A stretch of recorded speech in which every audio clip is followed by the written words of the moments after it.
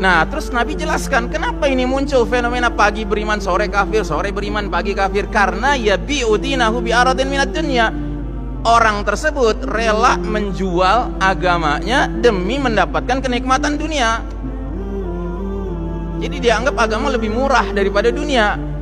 Sehingga demi mendapatkan dunia, nggak apa-apa deh agama gue gadaikan, nggak apa-apa deh agama gue kompromikan, nggak apa-apa deh agama gue rubah-rubah, modifikasi. Nauzubillah min dzalik.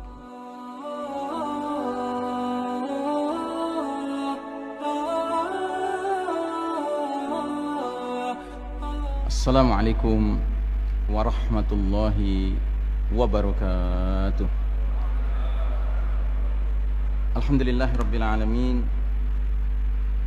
Wassalatu wassalamu ala ashrafil anbiya'i wal mursalin Sayyidina Muhammadin wa ala alihi wa ashabihi ajma'in. Faqala Allah ta'ala fi kitabihil karim ba'da a'udzu billahi minasyaitonir rajim. Ya ayyuhalladzina amanu taqullaha haqqa tuqatih wa la tamutunna illa wa antum muslimun. Hadirin jamaah salat subuh rahimakumullah. Alhamdulillah pagi hari ini dengan izin Allah kita diringankan langkah, dimantapkan hati, mengawali hari dengan salat subuh berjamaah. Mudah-mudahan salat kita tadi diterima Allah Subhanahu wa taala. Salawat salam sejahtera marilah senantiasa kita doakan tercurah kepada manusia pilihan, teladan kita bersama, Imamul Muttaqin, pemimpin orang-orang bertakwa, sekaligus qaidil mujahidin, panglima para mujahid yang sejati, Nabiullah Muhammad sallallahu alaihi wasallam, keluarga, sahabat dan para pengikutnya yang setia hingga akhir zaman.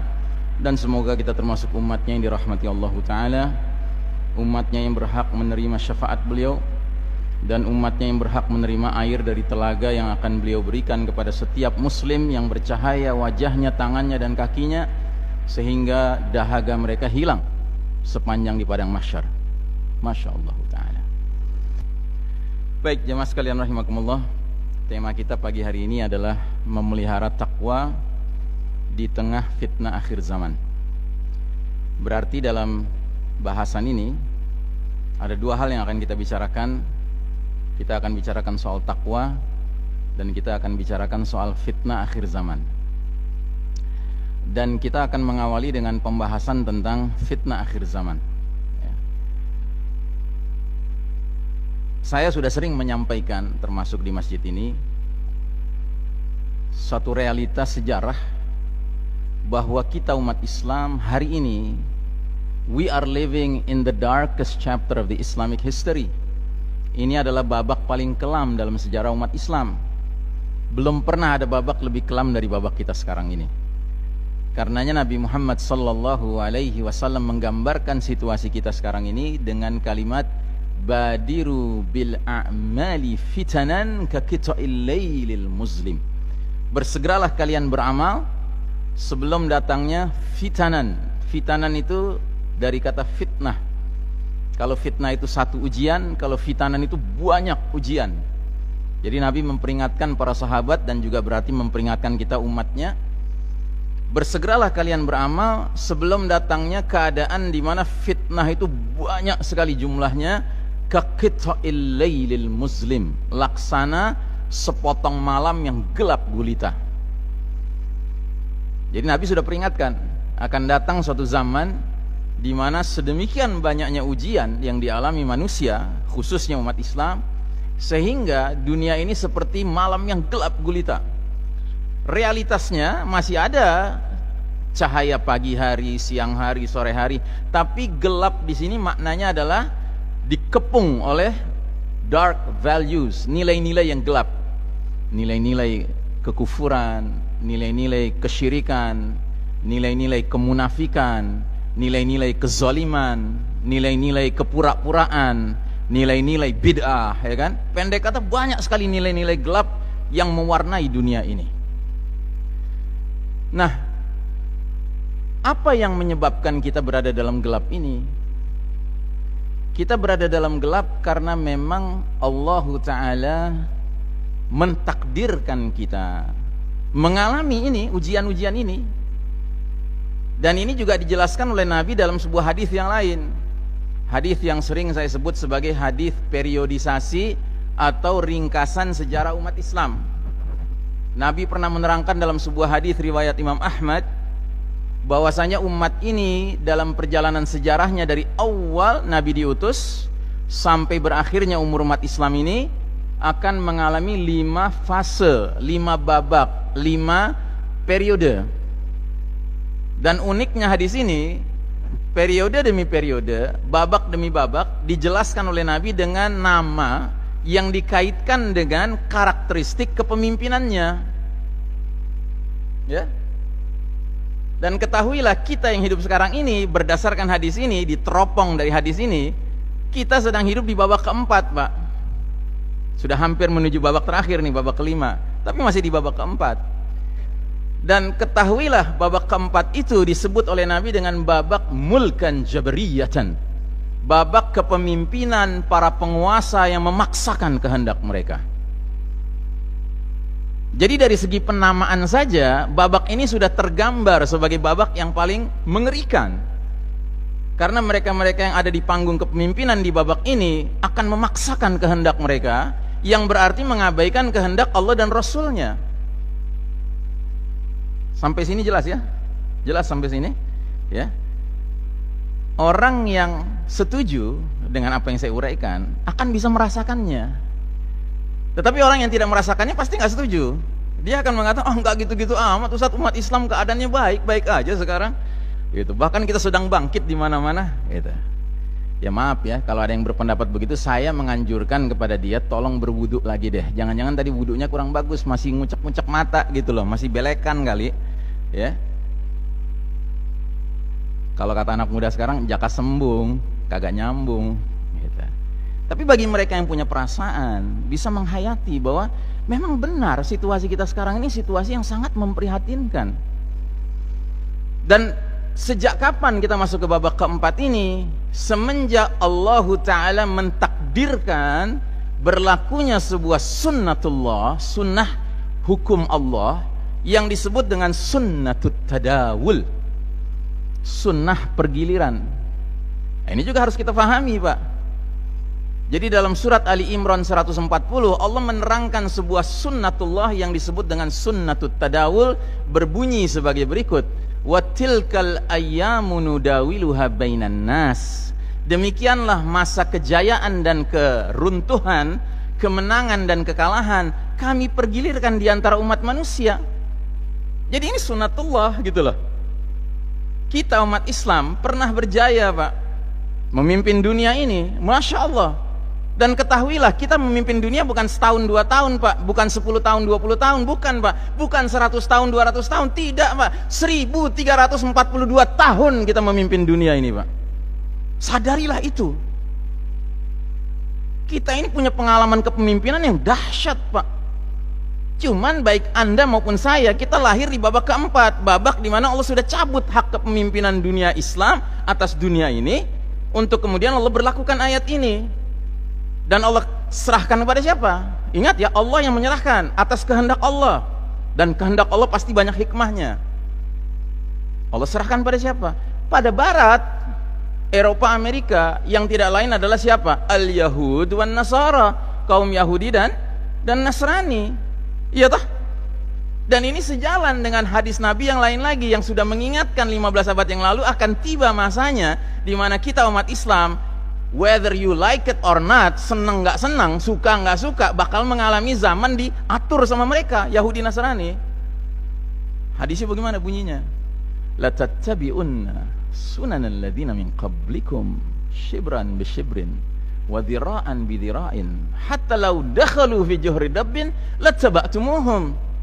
Sungguh kalian umat Islam kelak nanti di akhir zaman akan mengikuti kebiasaan, tata cara hidup, jalan hidup umat-umat sebelum kalian, sejengkal demi sejengkal, sehasta demi sehasta, sehingga sekiranya mereka yang kalian ikuti masuk lubang biawak sekalipun, kalian akan terus mengikuti mereka. Terus sahabat bertanya, ya Rasulullah, al-Yahuda wan Nasara. Ya Rasulullah, apa yang kau maksud itu adalah kaum Yahudi Nasrani yang bakal diikuti umat Islam nanti di akhir zaman. Kata Nabi, balik bertanya, faman, who else? Siapa lagi kalau bukan mereka? Ya. Anda tahu waktu hadis ini disampaikan di hadapan para sahabat itu tercengang. Tercengang bukan karena ragu sama Nabi, tidak. Mereka yakin Nabi nggak pernah bohong. Tapi yang membuat mereka tercengang adalah tidak bisa membayangkan, kok bisa-bisanya ya umat Islam ngekor sama Yahudi Nasrani? Kok bisa-bisanya? Kenapa mereka tercengang? Karena mereka nggak mengalami. Pelajarilah sejarah Islam, sejarah Nabi. Sewaktu mereka hijrah para sahabat dari Mekah ke Madinah, di Madinah itu ada orang-orang Yahudi, ada orang-orang Nasrani, ada orang-orang musyrik, tapi mereka menyaksikan makin hari makin kokoh kedudukan Nabi dan para sahabat. Akhirnya mereka tunduk kepada Nabi dan para sahabat. Jadi mereka tidak pernah mengalami yang namanya Yahudi Nasrani mimpin mereka, nggak pernah. Malah sebaliknya mereka mimpin Yahudi Nasrani dan musyrikin, ya toh? Beda. Nah, kalau kita mau jujur hari ini, apakah kita yang mimpin mereka? Hah? Apa kita yang mimpin mereka Pak hari ini? Sehingga apapun yang kita arahkan, yang kita contohkan, yang kita sampaikan mereka ikuti? Kan tidak. Bukan rahasia lagi, hari ini justru kita mengekor sama mereka. Itu realita Pak. Illa man rahima rabbuh, kecuali muslim-muslim mukmin yang dirahmati Allah, yang tetap bersikap.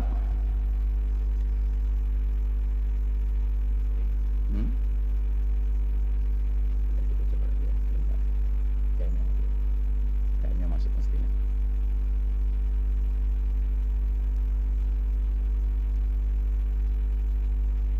Ininya diganti. Oke.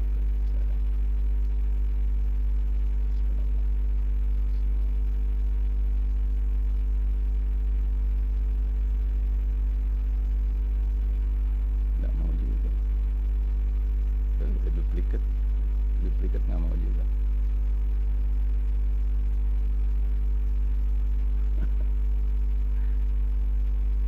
Sudahlah, tak apalah, nggak usah pakai.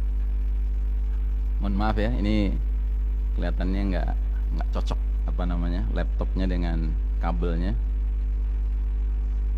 sehingga tidak bisa ditampilkan materinya. Nanti insya Allah saya akan WhatsApp PowerPoint-nya kepada pengurus insya Allah ya. Jadi bagi yang berminat dapat materinya silahkan diminta kepada pengurus.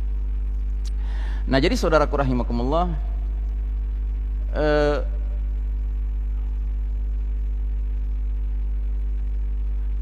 Nabi sudah peringatkan bahwa ini bakal terjadi, ya. Dan qadarullah kita yang mengalami, ya. Umat yang berjarak sekian belas abad dari hadirnya Nabi Muhammad SAW, kita yang mengalami, Pak. Ya. Makanya tingkat keharusan kita, iltizam, ya, disiplin berpegang teguh kepada kitabullah dan sunnah itu menjadi lebih tinggi lagi, Pak. Ya. Dan menjadi lebih besar pahalanya kalau kita mau melakukan itu. Sampai-sampai Nabi pernah mengatakan, "Wudittu an alqi ikhwani." Aku sungguh ingin sekali ketemu dengan saudara-saudaraku. Para sahabat bertanya, "Alasna ikhwanukum?" Bukankah kami saudara-saudaramu? Kata Nabi, "La, antum ashabi." Kalian sahabat-sahabatku. Terus Nabi menjelaskan, saudara-saudaraku adalah mereka yang datang di belakang hari nanti, tidak melihat wajahku, tidak berjumpa denganku, namun mereka mencintai dan mentaati aku sebagaimana kalian mencintai dan mentaati aku. Dan mereka akan hidup di dalam ayyamus sabr, kata Nabi, dalam hari-hari yang menuntut kesabaran. Dan ketika mereka hidup di zaman itu, mereka menjalankan satu amal yang sesuai dengan sunnahku, kata Nabi, ya kan? Maka nilai amal mereka seperti nilai amal 50 orang. Terus sahabat bertanya, "Ya Rasulullah, 50 orang di kalangan mereka apa di kalangan kami? Bahkan di kalangan kalian." Masya Allah Ta'ala. Bayangkan Pak, ya. Makanya saya sering mengingatkan untuk menumbuhkan optimisme pada siapapun muslim yang ditakdirkan Allah hidup di babak keempat sekarang ini, babak dimana kita babak belur ini, Pak. Bahwasanya kita nggak perlu berkecil hati dihadirkan di era dimana kita sedang kalah, yang mimpin dunia orang kafir. Nggak perlu berkecil hati. Kenapa? Karena sesungguhnya peluang pahala kita besar sekali kalau kita mau menjalankan, ya, sunnah Nabi di tengah ketidakcocokan manusia dengan banyak sunnah Nabi. Oh nanti anak WhatsApp, ya, tenang aja. Nah, jadi saudaraku rahimakumullah, babak keempat ini kita masuki pada tahun 1342 Hijriah, 1924 Masehi. Apa yang terjadi pada tahun itu? Runtuhlah Kesultanan Utsmani Turki, yang merupakan tatanan kehidupan bermasyarakat bernegara umat Islam yang terakhir. Dan sesudah itu kita sudah tidak dinaungi lagi oleh sebuah tatanan yang benar-benar mengembalikan urusan hanya kepada kitabullah wa sunnah an-nabawiyah. Ya, masuklah kita ke babak keempat. Allah cabut hak kepemimpinan dunia dari tangan kita umat Islam. Allah serahkan kepada Barat, Eropa, Amerika, yang tidak lain adalah al-Yahud wan Nasara, the Judeo-Christian Society. Masyarakat Yahudi, Nasrani, mereka mimpin kita sekarang. Itu realita, Pak. Jangan berpura-pura mengatakan, oh enggak gitu Ustadz. Ya, maaf kalau Anda masih mengatakan begitu, Anda ngimpi. Ya, kita dalam kepemimpinan Yahudi Nasrani hari ini. Ya, oke. Nah, jadi masyarakat Yahudi Nasrani ini ternyata diterangkan oleh Allah Ta'ala memiliki karakteristik sebagai masyarakat bangsa Rum. Ya, Rum itu Romawi, Pak.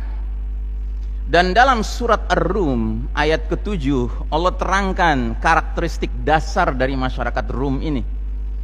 Kata Allah Ta'ala di ayat ke-7, ya'lamuna zahiran minal hayatid dunya wa hum 'anil akhirati hum ghafilun. Bangsa Rum itu hanya mengetahui, memahami, mengerti perkara-perkara yang zahir, yang material dari urusan dunia saja. Sedangkan tentang akhirat mereka lalai. They don't understand anything about the hereafter. Mereka nggak paham apapun tentang akhirat, Pak. Nggak paham mereka sama sekali. Tapi kalau soal dunia, Pak, pahamnya luar biasa mereka. Makanya kalau Anda ditakdirkan naik pesawat misalnya, atau naik kereta api, ada orang Romawi duduk di samping Anda, entah Eropa, entah Amerika, Yahudi kah, Nasrani kah gitu ya. Anda ngobrol lah tentang dunia sama dia, Pak. Oh, dia pasti menguasai topiknya, Pak. Anda jadi pendengar aja. Tapi terus Anda iseng-iseng mulai merubah topiknya. Anda mulai bicara soal kematian. Anda mulai bicara tentang hari berbangkit. Anda mulai bicara tentang surga neraka. Dia tiba-tiba diam, Mbak. Diam dia. Kalau perlu dia langsung cari buku, dia baca buku, dia nggak peduli dengan omongan Anda.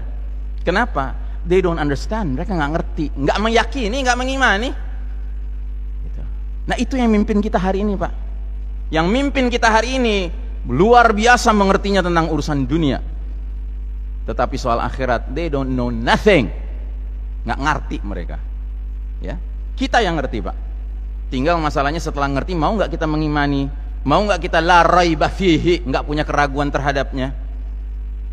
Makanya syarat pertama orang bertakwa, surat Al-Baqarah ayat awal itu, alladzina yu'minuna bil ghaibi, Pak. Urusan akhir itu urusan gaib, Pak. Urusan kematian itu urusan gaib. Urusan hari berbangkit urusan gaib. Urusan Nabi Muhammad SAW nanti menawarkan kita air minum dari air telaganya, itu urusan gaib, Pak. Kalau nggak punya keimanan kepada itu, nggak bisa dikatakan orang bertakwa. Kita lanjut. Nah, akibatnya karena Allah takdirkan Yahudi Nasrani mimpin dunia, nggak lagi umat Islam mimpin dunia. Akibatnya manusia tidak lagi hidup dalam sistem iman tauhid yang lurus dan barokah, melainkan hidup di dalam sistem kafir syirik yang sesat dan merusak, ya. Dan kita hidup di dalam sistem kafir syirik ini belum lama, Pak. Belum ada 100 tahun, Pak. Belum ada. Tadi sudah saya katakan tahunnya tahun berapa? 1342 Hijriah. Kita sekarang 1441. Nanti nih 1 Muharram persis 100 tahun. Umur kita hidup di bawah naungan sistem kafir syirik. Kalau pakai kalender Masehi masih lama lagi. 2024 nanti baru kita masuk ke dalam, ya, 100 tahun hitungan kalender Masehi. Karena 1924 dahulu terjadi keruntuhan sistem Islam itu, sistem iman, sistem tauhid itu. Ya. Tapi nggak perlu waktu lama, Pak. Nggak sampai 100 tahun saja sudah dahsyat kerusakan yang ditimbulkannya. Sudah dahsyat sekali. Ya, sementara kita memimpin, Pak, 1342 tahun. Jadi sebenarnya sudah tertanam nilai-nilai ini lama sekali, Pak. Makanya aneh kalau sudah tertanam sekian lama, tiba-tiba hanya dalam tempo nggak ada 100 tahun kita termasuk yang mencontohkan. Yuk rame-rame kita tinggalin aja Islam. Nauzubillahi min dzalik. Hati-hati. Ya, memang berat ini, sistem ini berat.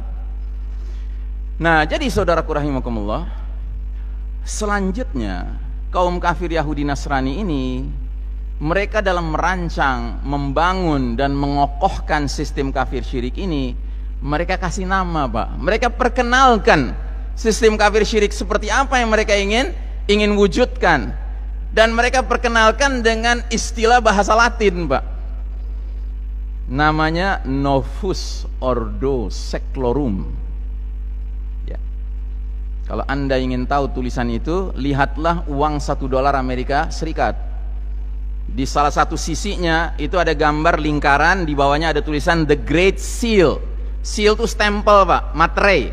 Great itu agung, sakral, mulia, ya. Jadi stempel yang mulia, gambarnya piramida terpotong bagian atasnya. Piramida tunggal, terpotong bagian atasnya. Di atas piramida itu ada segitiga, ya, yang di dalamnya ada mata tunggalnya. Sekelilingnya dikasih garis-garis, seolah-olah mata itu merupakan the source of light, sumber cahaya, sumber petunjuk, sumber bimbingan. Terus mereka tulis di bawahnya tuh, Novus Ordo Seclorum. Di pita, ya, pita tulisannya Novus Ordo Seclorum.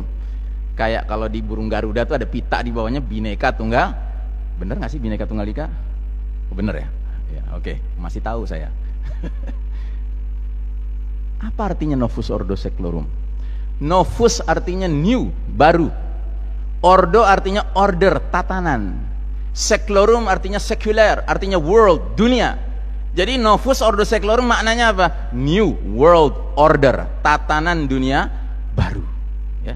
Jadi mereka ingin merancang sebuah tatanan dunia baru, di mana semua populasi dunia ini dimasukkan ke dalam keranjang piramida tunggal itu, yang ujung-ujungnya pimpinannya bersimbol mata sebelah. Yang bagi kita umat Islam simbol mata sebelah siapa? Siapa?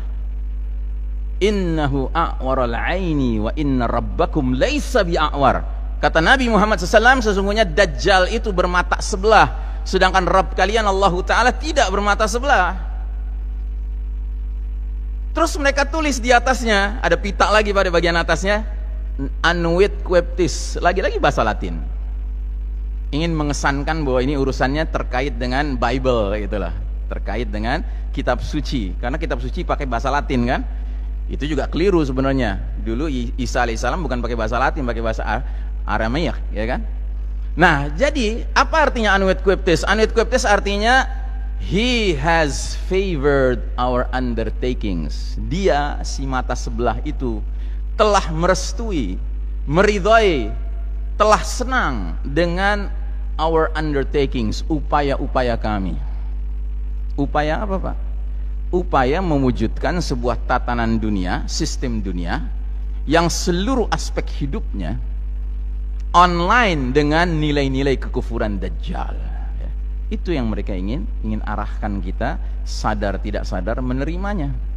Jadi dengan kata lain, sistem dunia modern sekarang ini kayak menggelar karpet merah penyambutan Al-Masih, the Messiah, sang juru selamat. Siapa dia? Ad-Dajjal.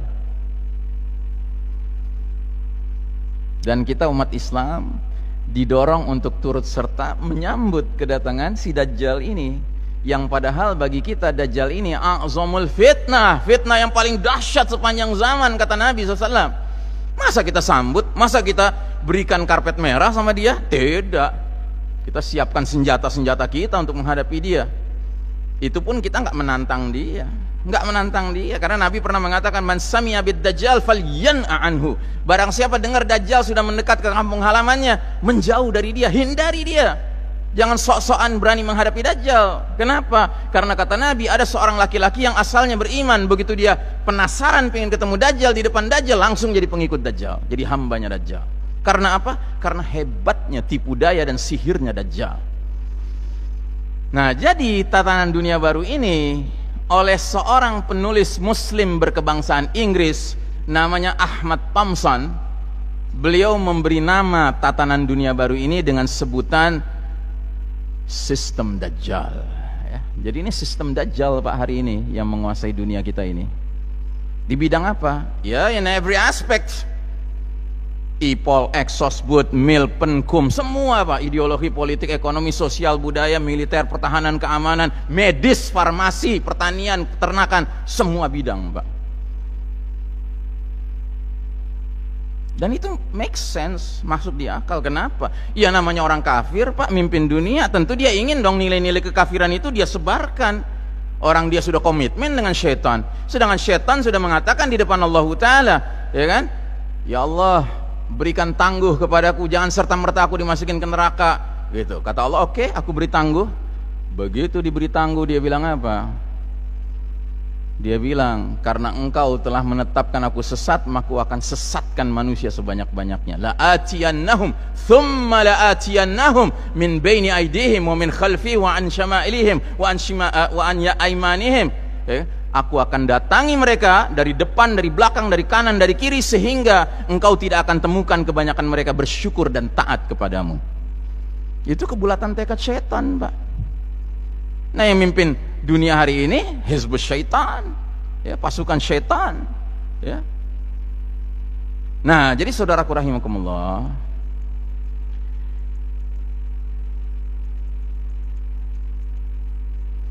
kembali ke hadis Nabi tentang dunia menjadi gelap gulita. Nabi sampai mengatakan, ini ada kelanjutannya hadis itu. Tadi saya baru sepotong, saya kutip ya. Badiru bil a'mali fitanan ka qita'il lailil muslim. Bersegeralah kalian beramal sebelum datangnya banyak sekali fitnah seperti malam yang gelap gulita. Yusbihur rajulu mu'minan wa yumsi kafiran. Pagi hari seseorang masih beriman, sore harinya kafir. Au yumsi mu'minan wa yusbihu kafiran, atau ada yang sore hari masih beriman, paginya kafir. Jelas-jelas Nabi memilih kosakata, vocabulary, pagi beriman, sore kafir. Nabi tidak mengatakan pagi berbuat baik, sore berbuat jahat. Bukan Pak, perbandingannya bukan amal baik dan amal buruk, bukan. Ingat, tidak semua amal buruk otomatis membuat kita jadi kafir Pak, tidak. Tapi Nabi jelas-jelas mengatakan pagi beriman, sore kafir. Berarti di era seperti sekarang ini, yang banyak terjadi adalah sadar tidak sadar umat Islam ini gampang terjerumus ke dalam jenis dosa yang kelasnya bukan kelas dosa kecil, bahkan bukan dosa besar, tetapi dosa yang disebut para ulama dengan istilah nawaqidul iman, pembatal keimanan. Nauzubillahi min dzalik, ya. Dan ketahuilah saudaraku rahimakumullah, untuk punya rasa khawatir menghadapi dosa pembatal keimanan, kita harus menjadi orang muwahhid, ahli tauhid yang sebenar-benarnya. Dan salah satu ciri ahli tauhid yang sebenar-benarnya adalah dia tahu kemana dia harus salurkan rasa takutnya. Jangan salah arah Pak, rasa takut itu. Dia harus diarahkan kepada siapa? Kepada Allah. Kepada Allah itu maksudnya kepada apanya Allah? Ancaman-ancaman Allah, neraka Allah, ya. Ancaman bahwa kita nggak diampuni dosa-dosa kita, nggak diterima taubat kita. Kita harus takut terhadap ancaman nggak berhak menerima syafaat Nabi Muhammad SAW. Kita harus takut itu. Makanya kita rajin bersalawat. Allahumma sholli ala Muhammad wa ala ali Muhammad. Kita harus takut bahwasanya Nabi nggak mengakui kita sebagai umatnya. Itu yang harus kita takuti Pak. Jangan takut sama kematian. Kematian itu bukan sesuatu yang harus ditakuti Pak. Kecuali kita sebagai orang beriman takut matinya mati konyol. Itu yang boleh kita takuti. Tapi kematian itu sendiri nggak perlu kita hindari Pak, nggak perlu kita takuti. Kenapa? Karena kematian setiap orang sudah ditentukan sama Allah, baik caranya maupun waktunya maupun tempatnya. Jadi tidak pantas kita karena rasa takut kepada kematian, ya, lalu kita sampai berani merubah-rubah agama Allah. Nauzubillahi min dzalik. Ya. Padahal merubah agama Allah ancamannya apa? Ancamannya ngadepin ancaman Allah. Ancamannya ngadepin ancaman Nabi Muhammad SAW. Dan itu bagi kita puncak rasa takut, Pak. Makanya ada doa panjang sekali yang Nabi ajarkan. Ada salah satu potongannya berbunyi, wala taj'al musibatana fi dinina. Ya Allah, janganlah engkau timpakan musibah kepada kami dalam urusan agama kami. Kita siap Pak menghadapi musibah dalam urusan harta. Kita siap Pak menghadapi masalah dalam urusan kesehatan. Kita siap. Tapi kalau sampai agama kita yang kena musibah, misalnya nauzubillah ada seorang ayah, anaknya udah dia besarkan tiba-tiba ujung-ujungnya murtad. Nah, itu harus dia khawatirkan itu. Jelas ya Pak? Ini penting sekali. Nah, terus Nabi jelaskan kenapa ini muncul fenomena pagi beriman, sore kafir, sore beriman, pagi kafir. Karena ya bi'udinahu bi'aradin minad dunya. Orang tersebut rela menjual agamanya demi mendapatkan kenikmatan dunia. Jadi dianggap agama lebih murah daripada dunia. Sehingga demi mendapatkan dunia, nggak apa-apa deh agama gue gadaikan, nggak apa-apa deh agama gue kompromikan, nggak apa-apa deh agama gue rubah-rubah, modifikasi. Na'udzubillahi min dzalik. Nah, jadi saudaraku rahimakumullah, sedemikian masif dan destruktifnya badai fitnah yang ada hari ini, sehingga ancaman bagi umat Islam bukan hanya terjerumus dalam dosa-dosa kecil, bahkan bukan dosa-dosa besar. Ingat Pak, dosa besar itu sekalipun besar masih bisa diampuni sama Allah Ta'ala. Tapi yang dia khawatirkan itu dosa nawaqidul iman, pembatal keimanan. Dan inilah puncak kegelapan babak keempat ini Pak. Munculnya fenomena nawaqidul iman. Perlu saya contohkan Pak dosa nawaqidul iman? Perlu? Perlu? Siap? Berani?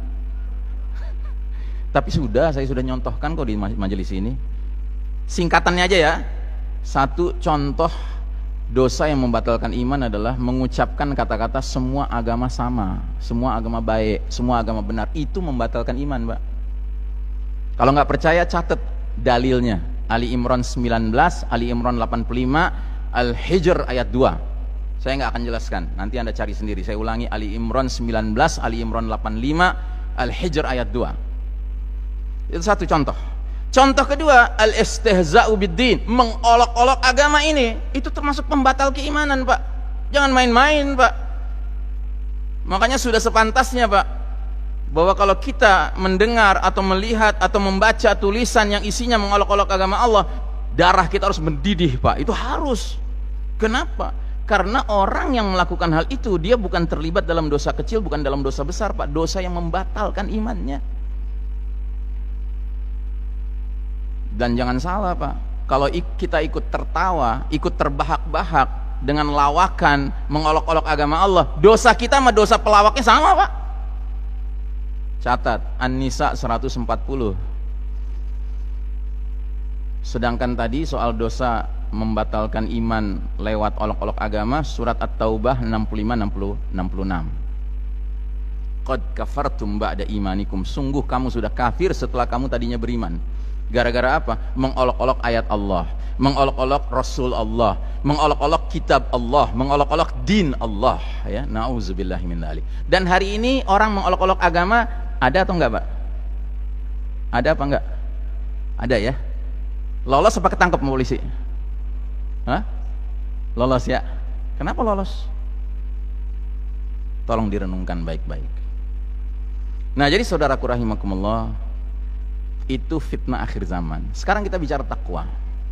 Surat Al-Anfal ayat 29.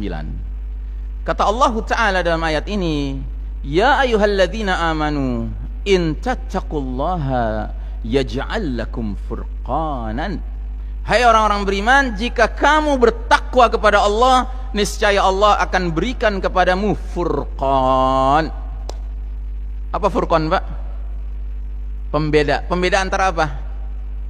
Antara hak wal batil, antara halal dan haram, antara yang diperintahkan Allah dan yang dilarang Allah, antara yang ma'ruf dengan yang mungkar. Jadi kalau orang bertakwa, dia itu orang yang punya barometer menilai ini perkara baik apa buruk, hak apa batil, halal apa haram, sunnah apa bid'ah, gitu. Ya dia ngerti itu, ya. Dan karenanya syarat khutbah Jumat itu dikatakan sah, salah satunya adalah sang khotib wajib mengingatkan jamaahnya untuk bertakwa kepada Allah Ta'ala. Dan diantara ayat yang paling sering dikutip adalah ayat yang berbunyi ya ayyuhalladzina amanu taqullaha haqqa tuqatih. Hai orang-orang beriman, bertakwalah kalian pada Allah dengan sebenar-benarnya takwa. Supaya apa? Supaya kalian memiliki sebenar-benarnya furqan, kemampuan membedakan mana yang hak, mana yang batil, mana yang halal, mana yang haram, mana yang bid'ah, mana yang sunnah. Supaya jelas itu. Tapi kalau orang takwanya nggak hak tukatih, ya kan? Dia bisa digoyang-goyang sama pihak lain untuk menganggap sesuatu yang sebenarnya nggak sunnah sebagai sunnah, menganggap sesuatu yang sebenarnya haram menjadi halal. Nauzubillahi min dzalik. Nah, jadi saudaraku rahimakumullah, salah satu ayat yang turun menjelang wafatnya Nabi Muhammad SAW adalah surat Al-Maidah ayat 3. Di dalam ayat yang cukup panjang ini, Allah Ta'ala menyampaikan pesan sebagai berikut. Al-yawma ya'isal ladzina kafaru min dinikum fala takhshawhum wakhshawun. Pada hari ini orang-orang kafir telah putus asa untuk mengalahkan agamamu. Sebab itu jangan kalian takut pada mereka orang kafir, tapi takutlah kepadaku, kata Allah Ta'ala. Jadi lewat ayat ini Allah Ta'ala menjelaskan kepada kita bahwa orang-orang kafir itu kalau sudah berurusan dengan agama ini, Pak, Islam ini, they know this religion is unbeatable. Mereka sangat amat ngerti bahwa agama ini nggak bisa dikalahkan, Pak. Agama ini nggak bisa dikalahkan. Dan kenapa nggak bisa dikalahkan? Karena Allah menyebutkan di lanjutan ayat ini, Al-yawma akmaltu lakum dinakum wa atmamtu alaikum ni'mati wa raditu lakumul Islam dina. Hari ini telah kusempurnakan bagimu din ini, dan telah aku cukupkan nikmatku bagi kalian. Jadi nikmat terbesar tuh Islam ini, Pak. Dinullah ini nikmat terbesar. Dan telah kuridhoi, aku stempel legal, halal, ya kan? Resmi ini, din ini sebagai jalan hidup bagi kalian. Jadi orang kafir tahu betul, Pak, ngalahin Islam itu nggak mungkin. Mengalahkan Islam itu tidak mungkin. Mengalahkan Islam itu tidak mungkin. Mereka tahu itu, Pak. Tapi jangan salah, mengalahkan muslimin itu mungkin. Karena antara Islam dengan umat Islam sama atau tidak, Pak? Sama tidak? Islam dengan umat Islam beda. Islam itu ajaran dari Allah Ta'ala, dia sudah sempurna, nggak ada celah-celah yang bisa ditabrak, yang bisa dibuat rontok, itu nggak mungkin. Tapi umat Islam ini manusia, Pak. Yang namanya manusia kadang-kadang kuat imannya, kadang-kadang lemah imannya, kadang-kadang ada yang munafik, kadang-kadang ada yang bahkan sudah murtad, kan begitu. Makanya yang mereka obok-obok siapanya? Umat Islamnya, Pak, yang diobok-obok, bukan Islamnya. Nah, jadi saudaraku rahimakumullah, kesadaran kita bahwa Allah sudah memberikan jaminan Islam ini sudah sempurna, Pak. Karenanya nggak perlu lagi dia dirombak-rombak, nggak perlu lagi diganti-ganti, nggak perlu lagi dimodifikasi, di-customize, nggak perlu. It's all there. Semua sudah ada di situ. Sudah lengkap, sudah diterangkan oleh Nabi 15 abad yang lalu, sudah lengkap. Nah, kemudian dalam surat Ar-Rum ayat 30, tolong dicatat, Ar-Rum 30, Allah bahkan mengatakan fa'aqim wajhaka lid-dini hanifa fitratallahi allati fataran nas 'alaiha la tabdila li khalqillah dzalika ad-dinul qayyim walakinna aktsaran nasi la ya'lamun. Hadapkanlah wajahmu, orientasimu dengan lurus, dengan fokus, dengan konsentrasi penuh kepada agama Islam ini. Suatu agama yang sesuai dengan fitrah Allah, disebabkan Allah telah menciptakan manusia menurut fitrah itu, dan tidak ada perubahan pada ciptaan Allah. Islam ciptaan Allah, manusia ciptaan Allah. Islam dari dulu sampai nanti akan begitu terus, Pak. Manusia ciptaan Allah, dari dulu manusia sampai kapanpun akan begitu. Apa maksudnya? Maksudnya fitrahnya manusia, kalau sudah lapar ya kudu makan, kalau sudah haus kudu minum, kalau sudah menjadi dewasa timbul kebutuhan biologis seksualnya kudu apa? Kudu nikah, ya kan? Dan nikahnya dengan siapa? Dengan lawan jenisnya. Itu sesuai fitrahnya, bukan dengan yang sejenis, ya kan? Itu nggak sesuai fitrah. Makanya berkembang biaknya Bani Adam itu dari Adam dan Hawa, bukan Adam dan Ismail, ya? Dari Adam dan Hawa, bukan dari Eva dan Hawa. Itu. Jadi mereka-mereka yang menggagas pikiran-pikiran bolehnya ya LGBT ini menentang fitrah. Ya. Dan kalau kita nganggap itu sesuatu hal yang boleh-boleh saja, kita sendiri sudah rusak fitrah kita. Na'udzubillah min dzalik. Nah, jadi dua-duanya nggak berubah, Pak. Dari dulu Islamnya begitu, dari dulu manusia ya begitu. Kalau manusia ingin terpelihara fitrahnya, jangan tengok kepada yang lain kecuali Islam. Akan terpelihara fitrahnya sampai dia wafat. Husnul khatimah, la tamutunna illa wa antum muslimun. Makanya hadis tentang anak lahir dalam keadaan fitrah itu bunyi lengkapnya bagaimana? Kullu mauludin yuladu alal fitrah. Tiap anak lahir dalam keadaan fitrah. Fa abawahu, maka kedua orang tuanya dalam proses pendidikan selanjutnya menyebabkan si anak ini yuhawwidanihi jadi Yahudikah, au yunassiranihi jadi Nasranikah, au yumajjisanihi atau jadi Majusi penyembah berhala apikah. Kok nggak disebut atau jadi Muslim? Kok nggak ada disebut atau jadi Muslim? Nggak perlu disebut, Pak. Sebab kalau orang tuanya ngasih kepada anaknya sejak dia lahir dinul fitrah, agama yang sesuai dengan fitrah Islam ini, ya kan? Ya sudah, fitrahnya terpelihara, nggak berubah dia.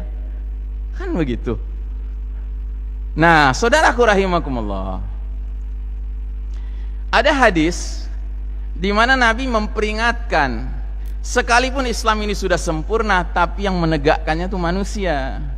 Yang namanya manusia kadang kuat, kadang lemah. Muslimin kadang-kadang kuat, kadang-kadang lemah.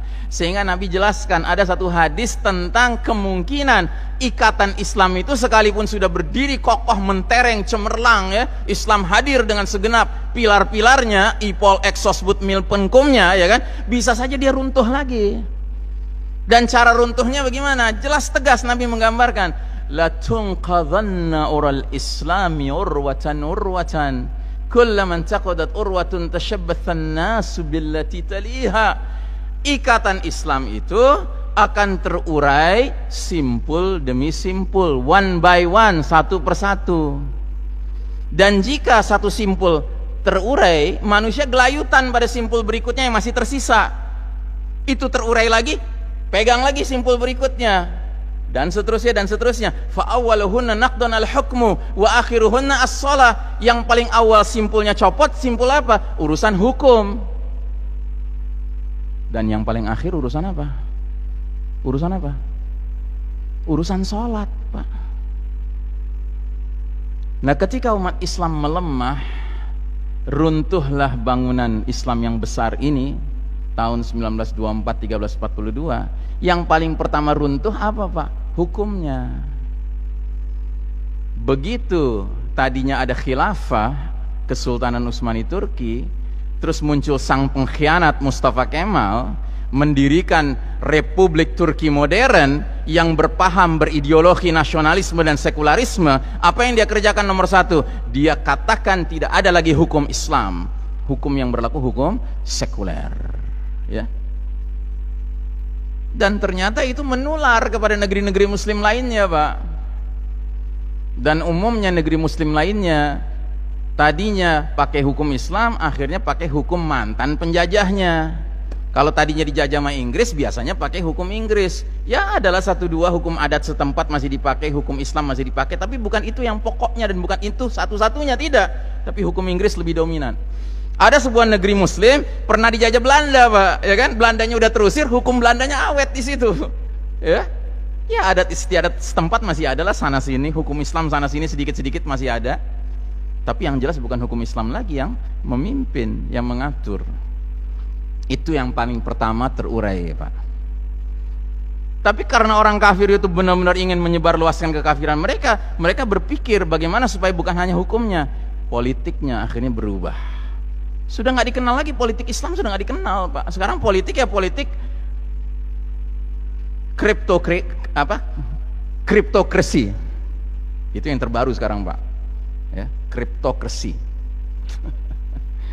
Sistem politik yang merupakan kerjasama antara yang berkuasa dengan para pengusaha, gitu. Sehingga udah kayak apa namanya, enterprise. Negara tuh udah kayak enterprise, Pak, di bidang politik, gitu. Transaksional politiknya. Nggak dikenal, politik Islam sudah makin asing, Pak. Kan politik Islam diantara ciri khasnya apa? Nggak ada tuh orang nawar-nawarin dirinya, pilih saya jadi pemimpin. Nggak ada, itu nggak dikenal dalam Islam. Karena dalam Islam itu kesadaran memimpin itu kesadaran tanggung jawab dunia akhirat. Sehingga biasanya orang jadi pemimpin dalam sebuah sistem Islam itu harus dipaksa, Pak, sama orang-orang yang sangat yakin ini orang layak jadi pemimpin. Termasuk nanti Al-Mahdi muncul tuh dengan baiat yang dipaksakan di depan Ka'bah. Al-Mahdi nanti nggak pakai promosi, Pak, nggak muncul wajahnya Al-Mahdi di semua pohon-pohon, tiang listrik, enggak, Pak, nggak muncul nanti. Nggak akan Anda temukan itu. Itu di bidang politik. Terurailah simpul politik. Di bidang ekonomi bahkan diundang, Pak, ekonomi ribawi ke negeri-negeri kaum muslimin. Terurai sistem ekonomi Islam. Terus di bidang apa lagi? Bidang budaya, ya kan, sudah bukan budaya Islam lagi, Pak. Berbagai hiburan itu nggak lagi mengingatkan orang pada zikrullah, tapi hiburan yang ada menjadikan orang viktor, pikiran-pikiran kotor, Pak. Di bidang pendidikan sudah bukan pendidikan Islam lagi. Makanya banyak orang tua sudah nggak punya semangat anak pengen jadi cita-citanya jadi ulama, enggak. Pokoknya kalau nggak jadi tukang dokter, jadi tukang insinyur. Gitu. Urusannya duniawi melulu. Karena pendidikannya sekuler. Dan ini kita saksikan, Pak, satu demi satu nih, simpul-simpul nih copot nih, Pak. Simpul medis copot juga. Dulu kita ketika bernaung di bawah Tibbun Nabawi, pengobatan cara Nabi, semua kita punya kesadaran akan ayat wa idza maritu fahuwa yashfin. Apabila aku sakit, Allah yang menyembuhkan. Tabib itu cuman perantara saja. Dia bukan yang menyembuhkan. Tapi dalam sistem medis, sistem Dajjal ini, Pak, dokter itu kayak wow, playing God. Dia berperan seperti Tuhan, Pak. Makanya ada itu dokter-dokter di era modern sekarang ini berani mengeluarkan pernyataan, maaf, Pak, setelah dilihat diagnosa lewat ronsen segala, umur Bapak tinggal 3 bulan. Pernah nggak dengar kayak gitu? Pernah kan? Siapa dia gitu loh, Pak, berani menentukan mati dan hidupnya seseorang. Nauzubillahi min dzalik. Ya. Dan cilakanya banyak pasien yang anggap kalau sudah dokter yang ngomong itu kayaknya lebih hebat dari ayat, dari hadis. Semua, Pak, bidang demi bidang. Nah, yang paling mengerikan sekarang bidang simpul terakhir sedang kita saksikan di depan mata kepala kita sendiri, Pak, diacak-acak sama mereka. Simpul apa itu? Simpul apa? Simpul salat. Ingat, ada sebuah kaidah, ya, fikih yang kita semua udah tahu, Pak. Dari kecil kita udah tahu kaidah fikih ini. Mungkin secara bahasanya kita nggak tahu, tapi intinya kita tahu. Bahasanya begini, al-aslu fil ibadati al-hadhar. Hukum asalnya ibadah. Ibadah ini maksudnya ibadah ritual seremonial, Pak. Contohnya sholat gitu ya.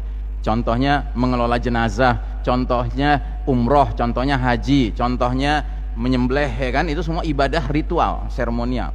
Ya, asal hukum dari ibadah ritual itu hukumnya adalah haram. Nggak boleh, Pak. Kita nggak boleh beribadah sebagai buah inovasi kita, karang-karangan kita, karya kita, nggak boleh, Pak. Pokoknya yang namanya ibadah tuh ngikut sama sunnah Nabi, plek-plekan. Ngikut syariat Allah dan Rasulnya, plek-plekan.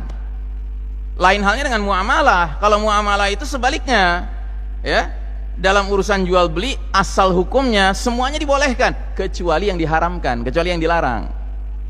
Jadi kita boleh berkreativitas, berinovasi kalau sudah urusan muamalah, Pak. Cuman ya kita harus hindari adalah yang terlarang-terlarangnya. Dan itu biasanya nggak banyak. Supaya apa? Supaya kita bisa berjalan urusan antar manusia kita. Tapi kalau urusan kita beribadah kepada Allah Ta'ala, itu jelas, pakemnya jelas, nggak boleh dirubah. Nggak ada cerita kita boleh berinovasi, berkreasi gitu, nggak ada cerita. Nah sekarang mari kita lihat apa pesan Nabi urusan sholat ini. Yang paling pertama, dan kita semua sudah dengar dari kecil, sallu kama ra'aitumuni usalli. Sholatlah kalian sebagaimana kalian melihat aku sholat. Itu kalau sendirian. Nah kalau Nabi berjamaah kira-kira gimana? Sholat berjamaahlah kalian sebagaimana kalian melihat aku dan para sahabatku sholat berjamaah. Iya toh? Jangan karang-karang cara yang lain dengan alasan apapun, nggak ada ceritanya.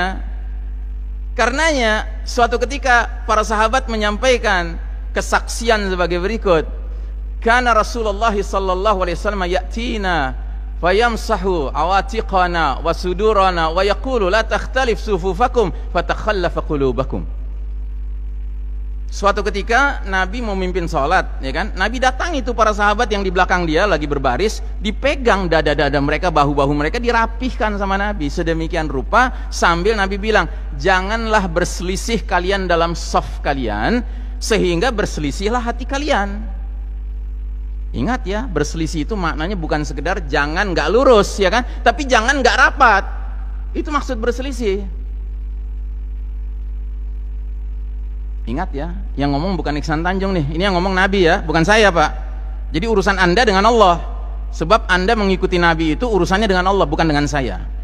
Urusan saya sebagai da'i cuman menyampaikan saja. Saya nggak punya kemampuan untuk bisa memaksa Anda mengikut kepada kata-kata ini.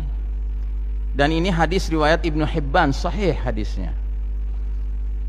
Imam Syafi'i rahimahullah pernah mengunjungi makam Nabi. Di atas makam Nabi dia bilang apa? Pendapat siapapun selain penghuni makam ini boleh kalian terima, boleh kalian tolak. Tapi kalau sudah pendapat penghuni makam ini wajib kalian terima. Itu sikap kita Pak. Hadis lain lagi, apa kata Nabi? Qimus sufufa wa hadhu bainal manakibi wa suddul khalal walinu bi aidi ikhwanikum wa la taduru furujatin lisyaitan. Jadi kata Nabi, tegakkanlah saf-saf kalian, barisan-barisan kalian, sejajarkanlah pundak-pundak kalian, tutuplah celah-celah di antara kalian, ya. Tutuplah celah-celah di antara kalian dan lemah lembutlah terhadap tangan saudara kalian. Maksudnya begini, kalau kita lagi mau sholat di saf kedua, kita lihat di saf depan kita ada celah gitu ya, kayaknya sempit celahnya tapi ada celah, terus kita masuk ke situ, masuklah dengan lemah lembut, ya, jangan dengan kasar, karena itu tangan-tangan saudaramu. Gitu. Terus yang selanjutnya ini yang menarik. Nabi tadi udah bilang kan, tutuplah celah-celah di antara kalian. Diulang lagi. Kata Nabi, wala tazaru furujatin lisyaitan. Tutuplah celah-celah karena kalau kalian tidak tutup, ya, itu celah jadi tempat nongkrongnya syaitan. Jangan kalian biarkan celah-celah itu untuk syaitan. Jelas-jelas Nabi bilang begitu. Sekarang saya tanya, kita mau sholat sama saudara beriman kita di kanan kiri kita apa dengan syaitan? Ya silahkan jawab sendiri. Renungkan baik-baik. Lagi-lagi saya katakan ini bukan ucapan saya Iksan Tanjung, ini ucapan Nabi Muhammad sallallahu alaihi wasallam yang kita harapkan syafaatnya. Ini hadis sahih riwayat Abu Daud, ya. Bahkan yang berikutnya ini lebih mengerikan lagi. Apa kata Nabi? Wa man shala saffan wa man wasala saffan wasalahu Allah wa man qata'a saffan qata'ahu Allah. Barang siapa menyambung saf, Allah sambung dia. Barang siapa memutus saf, Allah putus dia. Bayangkan. Sambung dan putus ini urusan apa? Urusan rahmat, urusan silaturahim. Kan alangkah ruginya kita merasa sudah sholat nih berjamaah nih, ya kan? Sampai rumah alhamdulillah tadi dirahmati Allah saya gitu. Padahal nggak dirahmati. Karena apa? Karena memutus saf. Gitu.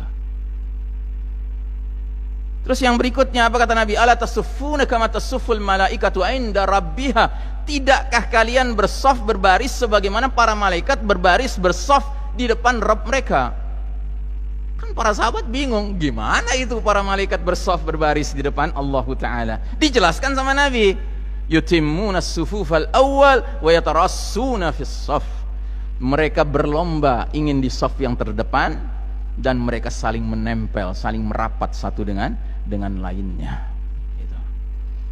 Jadi Nabi itu bangga sekali kalau ngelihat umatnya meniru para malaikat sholat atau bersaf sebagaimana para malaikat bersaf. Itu bangga. Dan itu harus jadi kebanggaan kita, Pak. Dan kita harus punya rasa ketersinggungan kalau itu ingin diacak-acak gitu. Ya. Saya bilang terus terang diacak-acak. Kenapa? Nanti akan ada dalilnya. Saya katakan yang mimpin dunia sekarang siapa? Yahudi, Pak. Nanti saya jelaskan Yahudi karakternya kayak apa. Nah, jadi sayang ini nggak ada slide-nya, nggak bisa tampil. Saya memperlihatkan di sini. Kok jadi mirip ya? Kok jadi mirip? Gitu loh. Di sebelah kiri umat Islam, sholatnya sekarang ini sujudnya mirip kayak yang di sebelah kanan pakai baju-baju oranye gitu. Itu kok jadi mirip sekarang? Berjauhan gitu lah. Dan itu bukan hanya saat sujudnya saja, saat berdirinya juga gitu, ya kan mirip, berjauhan. Padahal kita dulu ya sholatnya tuh begini, rapet, rijalan, wanisaan, baik yang laki-laki maupun yang perempuan, rapet kita Pak sholat. Ada kayak kesadaran gitu. Semakin kita rapat, ruh jamaahnya itu terasa gitu. Makanya tadi di awal sekali kata Nabi apa? Kata Nabi, janganlah berselisih dalam shaf kalian sehingga berselisih hati kalian. Saya tidak tahu menurut Anda, tapi menurut saya belakangan ini tahun 2020 ketika umat Islam berubah cara sholat berjamaahnya, itu terasa agak lebih renggang Pak hati kita. Kayaknya tegur-teguran aja juga malas gitu. Senyum aja nggak kelihatan, lolong ditutup, gitu. Nggak kelihatan tuh senyum. Gitu. Salaman dilarang, ajib. Ya. Dan ingat ya Pak, urusan-urusan seperti ini bukan urusan dalam sholat saja Pak, ini urusan bersosialisasi gitu loh. Ini urusan manusia tuh makhluk sosial Pak. Manusia itu makhluk sosial. Dan ciri makhluk sosial itu apa? Mereka merasa perlu berinteraksi, perlu berjabat tangan, perlu saling bersenyum, perlu saling berdekatan untuk bekerja sama. Itu sudah naturalnya begitu Pak. Fitrahnya manusia itu begitu. Makanya menurut hemat saya, ini urusannya bukan urusan sekedar mau ngacak-ngacak sholat. Dan ini bukan sekedar Pak ngacak-ngacak sholat ya kan. Ini dahsyat ini. Tetapi ini urusannya adalah mau membuat umat manusia kebanyakan meninggalkan fitrahnya. Fitrah bahwa dia makhluk sosial yang membutuhkan untuk keluar rumah, membutuhkan berinteraksi dengan orang lain, bekerja sama, akrab. Itu biasa begitu. Justru kalau kita terus-menerus distancing satu sama lain, baik dalam sholat ya maupun di luar sholat, kita ini menjadi kumpulan inhuman humans gitu loh. Manusia-manusia yang nggak manusiawi. Sadar nggak sih itu Pak? Ya nggak tahu ya, itu sih pendapat saya. Tapi juga saya pendapat ini berdasarkan apa yang saya baca dari berbagai kitab-kitab, termasuk kitab-kitab sosiologi, kitab psikologi. Memang begitu adanya. Gitu. Tapi kok sekarang kita rame-rame disuruh menjadi inhuman gitu? Ya, what's going on? Apa yang sedang terjadi ini? Tampaknya ini ada sebuah rancangan besar ini. Ya, ini urusannya sudah bukan urusan virus lagi nih kelihatannya. Nah, jadi saudaraku rahimakumullah, hadis berikutnya inilah yang jujur paling membuat saya resah, gelisah luar biasa. Dari Abu Hurairah radhiyallahu anhu, dia berkata, anna Rasulullah sallallahu alaihi wasallam atal maqburata faqala assalamu alaikum daru qaumin mu'minin. Kata Abu Hurairah, ketika Nabi Muhammad SAW mendatangi kuburan, beliau berdoa untuk penghuni kubur. Semoga keselamatan tetap dilimpahkan kepada kalian, wahai penghuni kubur dari kalangan kaum mukminin. Dan kami insya Allah akan menyusul kalian.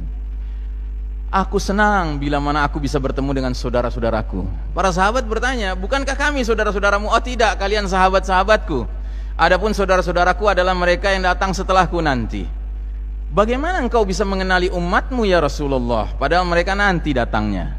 Terus kata Nabi, apa pendapat kalian kalau kalian punya kuda, ya, yang kuda itu kepalanya bercahaya, kakinya bercahaya, tangannya bercahaya, terus ada di tengah-tengah kuda-kuda lain yang warnanya hitam legam. Kira-kira kelihatan nggak? Kalian bisa mengenali nggak kuda kalian? Oh bisa lah. Gitu. Nah jadi kata Nabi, nanti di hari berbangkit, ya, aku akan bisa mengenali umatku dari wajahnya, tangannya, dan kakinya yang bercahaya bekas wudhu. Dan aku akan menunggu mereka, menanti mereka di telaga, di samping telaga. Telaga itu isinya air jernih, air murni, air yang kalau muslim meminumnya nanti dia akan tidak dahaga sama sekali di padang mahsyar, padahal orang lain semua pada kehausan karena panas. Kemudian aku akan panggil mereka. Tapi ada nih beberapa orang aku panggil kemari, dihalau. Malaikat menghalau, nggak boleh mendekat kepadaku, seolah-olah mereka kayak onta-onta yang hilang. Aku panggil lagi kemari, dihalau. Akhirnya yang menghalau itu mengatakan, sesungguhnya mereka telah mengganti ajaranmu ya Muhammad. Astaghfirullahaladzim. Akhirnya yang tadinya Nabi panggil-panggil, Nabi bilang apa? Sohkan, menjauhlah kalian. Na'udzubillahi min dzalik. Ini yang paling meresahkan saya Pak. Kalau kita ternyata dengan perilaku kita belakangan ini yang begitu saja nurut dengan maunya Yahudi, ya kan? untuk merubah cara sholat berjamaah kita. Jangan-jangan kita termasuk yang nanti diusir sama Nabi, nggak berhak menerima air telaganya. Nauzubillahi min dzalik. Terasa nggak itu menakutkan? Atau masih tetap yang lebih menakutkan adalah kena pengaruh virus, terus kita mati? Yang padahal mati itu ada dua kemungkinan, su'ul khatimah atau husnul khatimah. Tolong Pak, virus itu nggak kelihatan, berarti dia salah satu kategori gaib juga Pak. Dan ini juga nggak kelihatan Pak. Nabi berdiri di samping telaga mengusir orang tuh nggak kelihatan Pak. Keimanan kita pada yang gaib itulah yang akan membuat kita yakin itu bakal terjadi.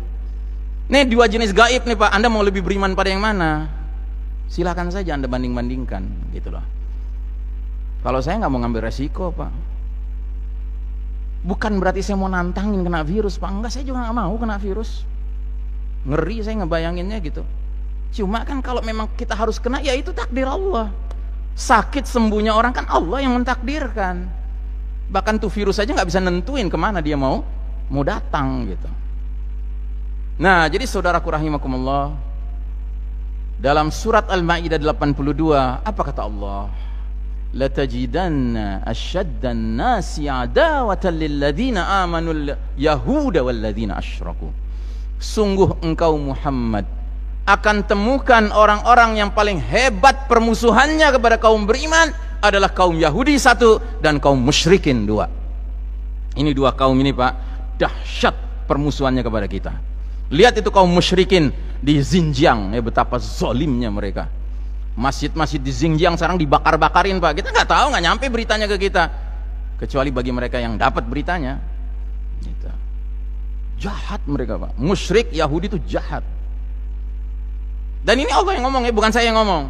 Jangan bilang, wah Ustadz Ihsan ngajarin rasialisme. Bukan rasis ini. Ini Allah yang ngomong.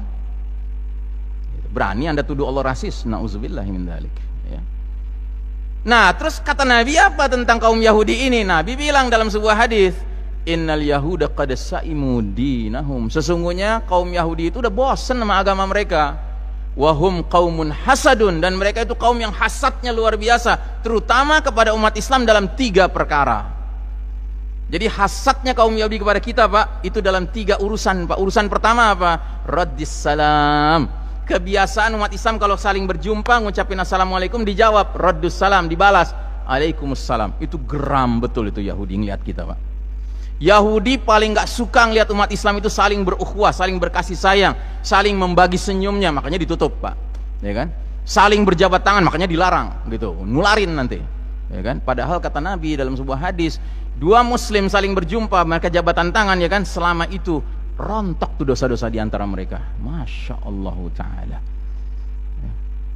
Satu. Yang kedua, ya, yang mereka sangat hasadi kepada kita, iqamatus sufuf, dalam kedisiplinan umat Islam dalam menegakkan saf-saf salat mereka. Wow, itu mereka geram sekali Pak. Anda pernah tahu ada sebuah video seorang mantan komandan militer Amerika Serikat diwawancari sama seorang muslim. Si muslim ini nanya, Pak Komandan, kalau Anda punya prajurit sebanyak 1 juta orang, mereka tadinya berantakan entah di mana gitu kan, tiba-tiba Anda disuruh bikin mereka dalam satu barisan yang rapih gitu, kira-kira butuh berapa lama itu 1 juta orang? Maka dia membayangkan gitu kan, 1 juta murid-murid dia atau prajurit-prajurit dia. Ingat ya, prajurit militer nih Pak, udah terlatih gitu kan. Akhirnya dia bilang, ya kira-kira 1 bulan lah waktu diperlukan. Terus sama si muslim ini diperlihatkan video tentang orang sedang haji di tanah suci di Mekah, ya. Haji normal ya, bukan haji nggak normal. Haji normal yang rame itu Pak, itu kan haji normal tuh, yang sekarang nggak normal gitu. Itu lagi rame yang tawaf, ada yang lagi duduk doa, ada yang lagi sholat gitu ya. Terus tiba-tiba azan berkumandang, yang bertawaf berkurang jumlahnya, tapi masih ada yang tawaf. Tiba-tiba qomat berkumandang, tahu-tahu dalam 2 menit rapi semua. Bengong itu komandan tuh, bengong dia. Dan itu jumlahnya kan sampai 1 juta Pak, ya. Dan jadi Yahudi itu paling geram sama kita Pak dalam urusan apa? Kedisiplinan kita menegakkan ya salat kita, saf-saf kita, rapatnya dan lurusnya. Dan yang ketiga, Mereka itu hasad sama kita dalam hal apa? Wa qaulihim khalfa imamihim fil maktubati amin. Ucapan kaum muslimin di belakang imam salat mereka dalam salat-salat wajib mereka yaitu kalimat amin. Jadi umat Yahudi itu kalau sudah ngelihat umat Islam salat berjamaah, terutama yang jahar, salat Jumat, salat maghrib, salat isya, salat subuh, ya kan? Itu aminnya suaranya keras, Pak. Oh, itu mereka geram. Hasadnya luar biasa mereka. Maka mereka berusaha untuk ngurangin. Ya, sekarang di masjid-masjid yang biasanya 1000 orang jadi 500 orang, ya kan? Mungkin jadi 300 orang tergantung keluasan wajib jumlah X-nya kali, gitu. Ya kan? Siapa yang senang? Yang senang Yahudi, Pak. Nah, jadi saya tanya, kita mau pilih mana, Pak? Menyenangkan Allah dan Rasulnya atau menyenangkan Yahudi? It's all your choice. Semua itu pilihan Anda. Ya. Saya cuma menyampaikan, ini tugas saya. Mudah-mudahan apa yang saya sampaikan pagi hari ini menjadi ilmu bermanfaat dunia akhirat untuk kita bersama. Dan saya berharap kita semua tetap berhak menerima air telaga Nabi Muhammad SAW, tetap menerima syafaat Nabi Muhammad SAW. Tapi itu semua berpulang kepada seberapa jauh kita tetap mau menjalankan sunnah Nabi, terutama di era ayyamus sabr, hari-hari yang menuntut kesabaran sekarang ini. Yang kata Nabi, kalau ada muslim di zaman seperti itu tetap mau menjalankan kebaikan satu saja sesuai sunnahku, maka nilai amalnya kayak amal 50 orang, Pak. Amal mereka apa amal kami ya Rasulullah? Ya, 50 orang kalian. Masya Allah Ta'ala. Ya, fastabiqul khairat falyatanafasil mutanafisun. Berlomba-lombalah dalam kebaikan. Ya, hidup kita cuma sekali, Pak. Ya, jangan kita biarkan diri kita tersia-sia waktu kita, ibadah kita, amal soleh kita. Ya, mari jadi hamba-hamba ya yang tidak immaah. Immaah itu artinya asal ikut saja. Tetapi jadilah hamba-hamba Allah yang tetap mempunyai pendirian, mempunyai prinsip. Sebelum saya tutup, saya umumkan bahwa di depan ada anak saya yang menjaga sebuah stand menjual buku-buku tentang akhir zaman. Kalau ada di antara Anda yang tertarik, silahkan bisa dibeli ya. Demikianlah, lebih kurangnya sekali lagi saya menyampaikan, mohon maaf kalau ada yang kurang pas di hati Anda atau di telinga Anda. Tetapi kalau ada kebenaran itu datang dari Allah, bukan dari saya. Ikutilah kebenaran itu tanpa ragu sedikit pun, karena itu dari Allah. Tapi kalau ada kekeliruan, itu dari saya, ya. Jangan Anda ikuti, karena kekeliruan itu pada hakikatnya tidak boleh menjadi dosa jariah bagi saya, ya. Demikianlah, aqulu qauli hadza fastaghfirullah li wa lakum, wassallallahu ala nabiyyina Muhammadin wa ala alihi wa sahbihi wasallim tasliman, walhamdulillahirabbil alamin. Wassalamu alaikum warahmatullahi wabarakatuh.